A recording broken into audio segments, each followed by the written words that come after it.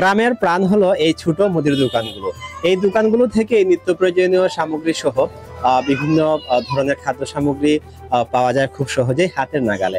এমনই একটি ছোট্ট দোকান, মুদির দোকান। আমরা এসেছি এই দোকানের যিনি দোকানদার আছেন, আমরা একটু ওনার সাথে কথা বলবো। ভাইয়ের নাম কি? জামাল মিয়া। জামাল ভাই, এই যে গ্রামের মধ্যে আপনি ব্যবসা করতেছেন, ওটা কি আসলে বাজারের থেকে আপনার ভালো কিনা মোটামুটি চলতেছে? কেমন? মোটামুটি গ্রাম হিসাবে ভালো চলতেছে। আপনি কতদিন থেকে ব্যবসা করতেছেন? প্রায় 6-7 বছর ধরে। আপনাদের এলাকার সম্পর্কে আমাদের একটু জানান, যে আসলে আপনাদের এলাকায় যারা বসবাস করেন তারা কি সবাই মোটামুটি মিলেমিশে আছে, নাকি দাঙ্গা টাঙ্গা হাঙ্গামা সবকিছু হয় কিনা?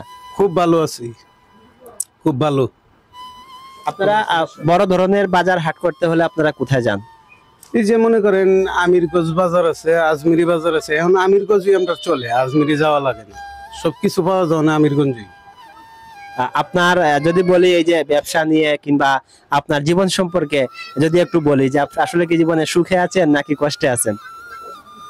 সুখে দুঃখে দুটোটা নিয়ে আছি, কারণ এটা তো করে এরকম কোনো ব্যবসা না যে এটা নিয়ে খালি চললে ফেরা থাকতাম, অন্য কাজ নিয়েও আছি, এর ফাঁকে দা এটাও চালাইতেছি। জামাল ভাইয়ের সাথে কথা বললাম, খুবই ভালো লাগলো। ধন্যবাদ আপনাকে আমাদের সাথে সুন্দরভাবে কথা বলার জন্য। আমরা এই মানুষের জীববৈচিত্র্য প্রকৃতি নিয়ে কথা বলে থাকি। ধন্যবাদ। গাইজ, দেখতে পাচ্ছেন আমার পেছনের দৃশ্যটি, এটা হচ্ছে আমাদের আজমিরিগঞ্জের ঐতিহ্যবাহী লঞ্চ ঘাট। এই লঞ্চ ঘাট সম্পর্কে আমাদের চ্যানেলে আরো একটি ভিডিও রয়েছে, চাইলে আপনারা সেই ভিডিওটি দেখে আসতে পারেন। মেট্রোপথে হাঁটতে গেলে গ্রামের কৃষকের সাথে দেখা হবে না, এমনটা হতে পারে না। আমরা পেয়েছি একজন কৃষককে, আমরা ওনার সাথে একটু কথা বলবো। আপনার নাম কি ভাই? মোহাম্মদ মানজু মিয়া। মানজু ভাই, আপনি কি এই যে এখন যে মৌসুমটা চলছে, এটাকে রূপা আমন বলে, আর আপনারা বলেন রচ্চা, রচ্চাটা কি আপনি চাষ করছেন কিনা? চাষ করছি। কতটুকু করছেন? এখন অবস্থা কেমন জমির? জমির অবস্থা ভাই বেশি ভালো না, ইন্দুর বিষ নিতে ইন্দুর কেটে আর ফুয়া ধরছে, আর তোমার বিষ দিতে জীবন নষ্ট। বিষ খালি কদিন পর বিষ দেবো, 1 সপ্তাহ পর বিষ ফুয়া কাটতে দিতেছে, ইন্দুর কাটতেছে। মানে বিভিন্ন ধরনের পোকার আক্রমণের থেকে বাঁচতে হলে ঔষধ দিতে হয়। ঔষধ দিতে হয়। আচ্ছা, এখন যে বিষয়টা হচ্ছে, আপনারা কি আপনাদের স্থানীয় যে উপজেলাতে কৃষি অফিস থাকে, ওই অফিসারের সাথে দেখা সাক্ষাৎ করছেন কিনা? ওনাদের পরামর্শ নেবেন? অফিসারের সাথে কোনো দেখা সাক্ষাৎ হয়েছে না, আমি কিন্তু বাজার থেকে ওষুধের দোকানদার থেকে আনি। আমি একটা পরামর্শ দিই আপনাকে, আপনারা তো হচ্ছে ইটনাতে যাবেন, যাই ওইখানে আপনাদের কৃষি অফিসার একজন থাকে, উপজেলাতে একজন কৃষি অফিসার থাকে, ওনার কাছ থেকে পরামর্শ নেবেন। প্রয়োজনে ওনারা আপনাদেরকে সরকারি ভাবে কীটনাশক সহ আরো বিভিন্ন ধরনের সার আর অনেক কিছুই দেয় তারা।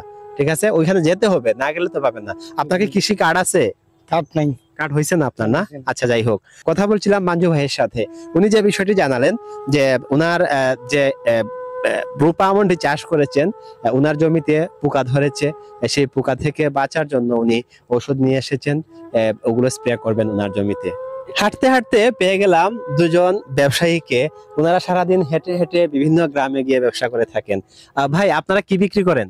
আমরা সিমবিসি, মোটর, মুরালি, নিমকি। এই ব্যবসাটা আপনারা কতদিন থেকে করে আসছেন? আমি একটা চাকরি ব্যবসা করি। আচ্ছা, এটা আপনাদের পুরুষ পরম্পরা ভাবে। আজকে কোথায় গিয়েছিলেন? এই যে সিরাজের বন্ধ গিয়েছিলাম ওইদিকে।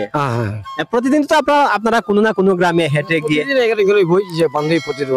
একটা জায়গাতে বসে এই মাস পরে যাবো গ্রামে গ্রামে গ্রামে যাবেন। তাহলে আপনাদের জীবনটা তো বলতে গেলে অনেক গ্রামে ঘুরেন, অনেক মানুষের সাথে পরিচিত হন, অনেক মানুষের ভালোবাসা পান। এই জিনিসটা আপনাদের কাছে কেমন লাগে? ভালো লাগে, ভালো লাগে। ওনাদের সাথে কি আপনাদের, আমার তো মনে হয় একটা আত্মীয়তার মতোই। আত্মীয়তার মতোই সবসময় যাওয়া আসা করে, মানে পরিচয় লোক আছে। আচ্ছা, নামটা কি বলছিলেন? আমার নাম হলো প্রীতুষদা। আমরা কথা বলছিলাম একজন ব্যবসায়ী প্রীতুষদার সাথে। উনি পার্শ্ববর্তী একটি নৌকা ঘাট আছে, এখানে ওনারা ব্যবসা করে থাকেন। সারাদিন ব্যবসা শেষে বিকেলে আবার ওনাদের নিজ বাসস্থানে চলে যান। তো দর্শক, আমাদের আজকের ভিডিওটি আশা করি ভালো লেগেছে। যদি ভালো লেগে থাকে অবশ্যই আমাদের চ্যানেলটিকে সাবস্ক্রাইব করতে ভুলবেন না। আর কেমন লেগেছে সেটা অবশ্যই আপনারা কমেন্টস করে জানিয়ে যাবেন। আমরা আরো কোনো এক ভিডিও নিয়ে হাজির হব আপনাদের জন্য। বাংলার মেঠোপথে হেঁটে হেঁটে বাংলার প্রকৃতি তুলে ধরার প্রয়াস থেকে আমাদের এই প্রচেষ্টা। সবাই ভালো থাকবেন, দেখা হবে আপনার সাথে আবারও। আসসালামু আলাইকুম।